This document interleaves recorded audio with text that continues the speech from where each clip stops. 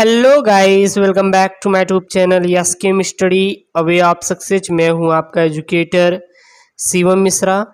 आपका स्वागत करते हैं आपके अपने YouTube channel yes chem study पर। प्यारे बच्चों, यहां पे क्लास 10th हिंदी का जी हाँ लेके आए हैं बहुत ही महत्वपूर्ण प्रश्न, जो कि आपके प्यारे बच्चों ढेर सारे टॉपिक से रिलेटेड है। ठीक है ना।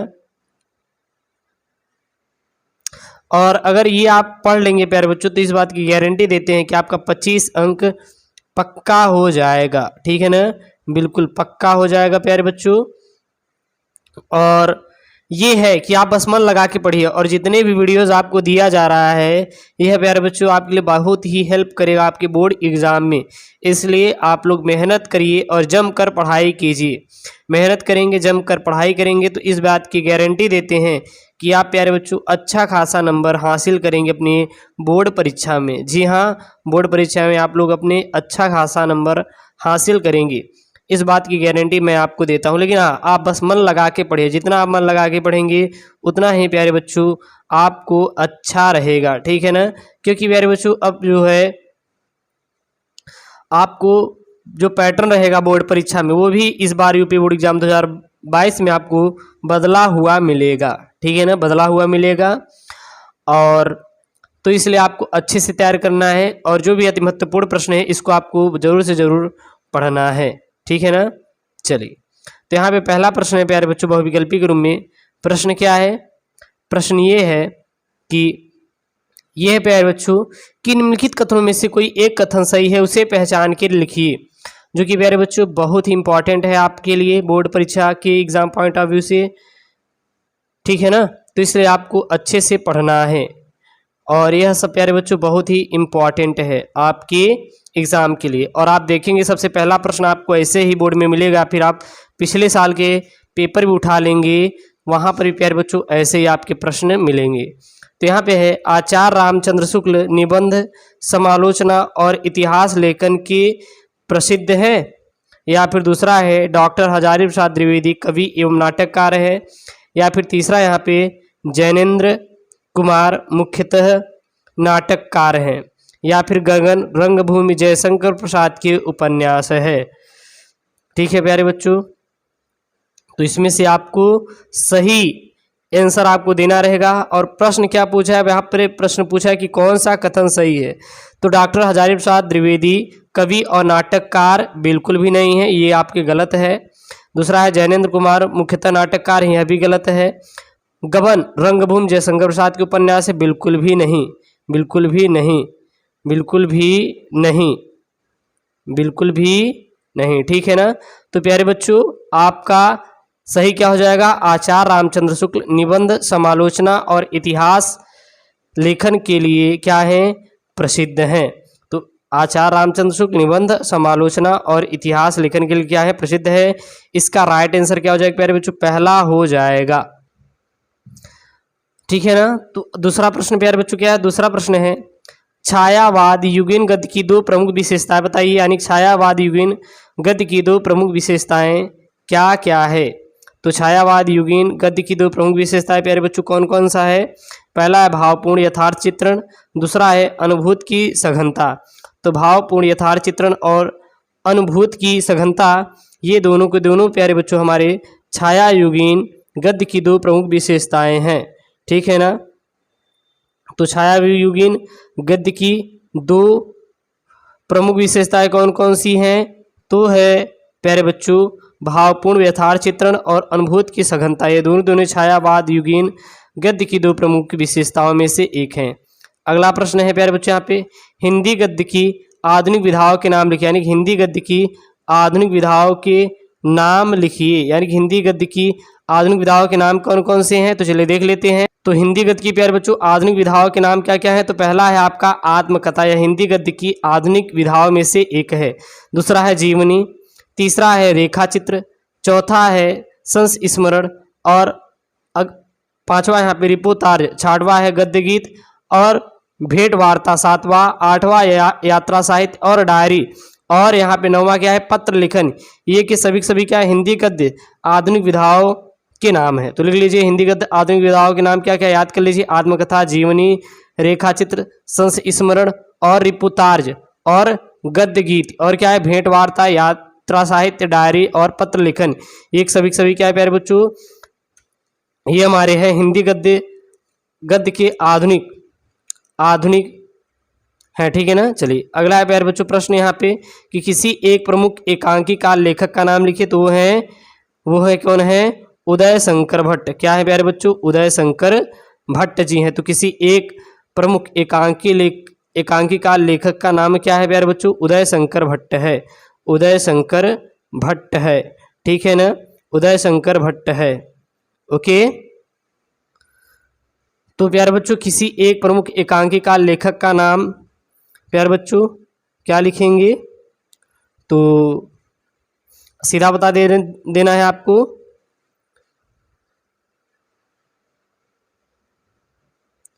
तो उदय शंकर भट्ट होगा। अगला प्रश्न यहाँ पे, छायावाद युग की किन्हीं 4 प्रमुख प्रवृत्तियों एवं 4 स्तंभों का उल्लेख कीजिए। तो छायावाद युग की प्रवृत्तियाँ कौन कौन सी है। पहली है वैयक्तिकता की प्रधानता। पहली क्या है प्यारे बच्चों, वैयक्तिकता की प्रधानता।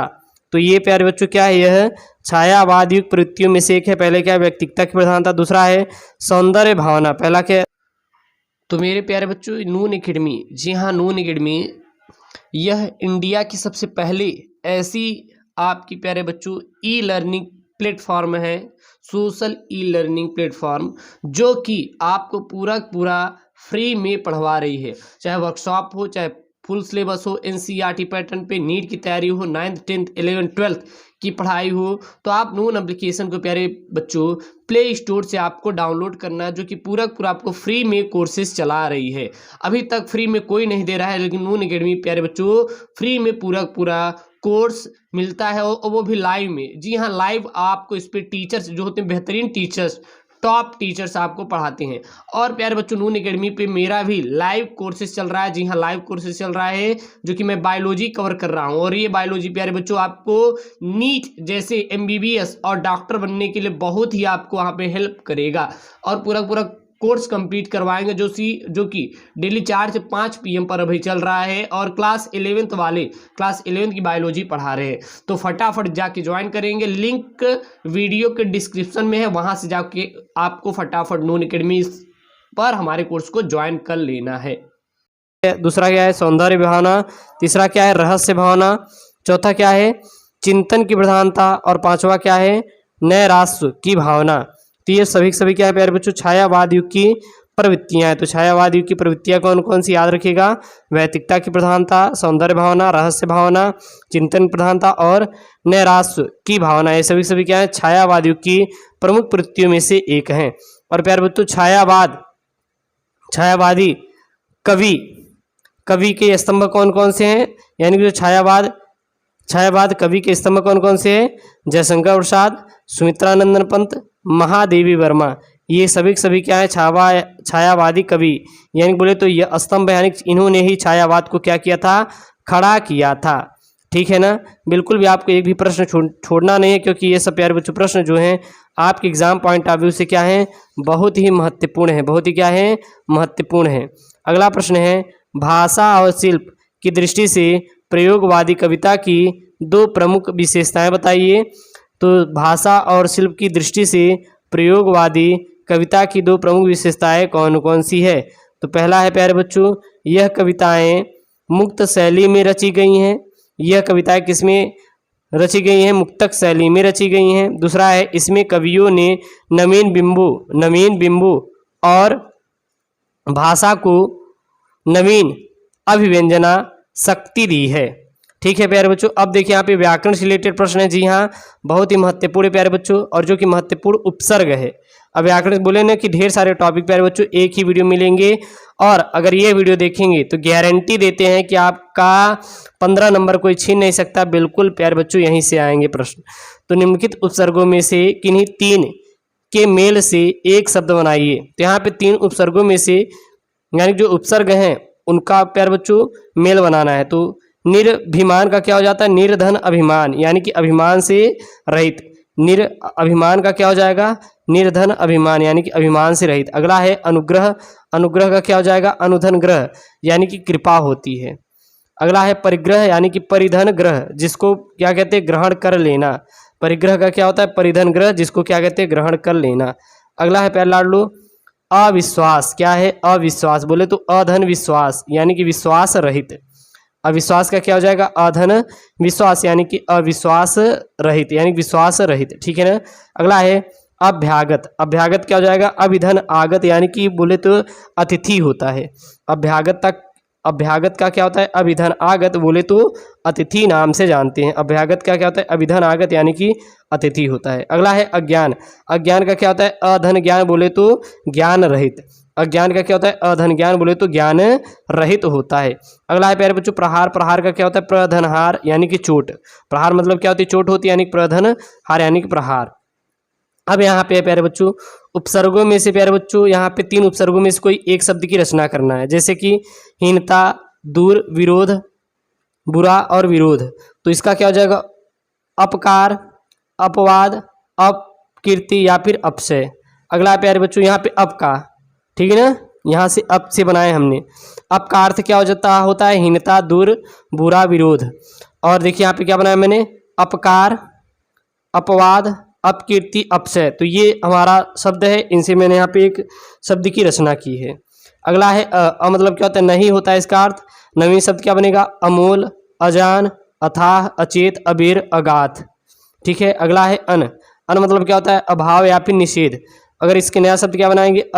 अनपेक्षित, अमोल, अनजान, अनहोनी। अगला है प्यारे बच्चों आपका क्या है? सु। सु मतलब क्या होता है? अच्छा, सहज, अधिक।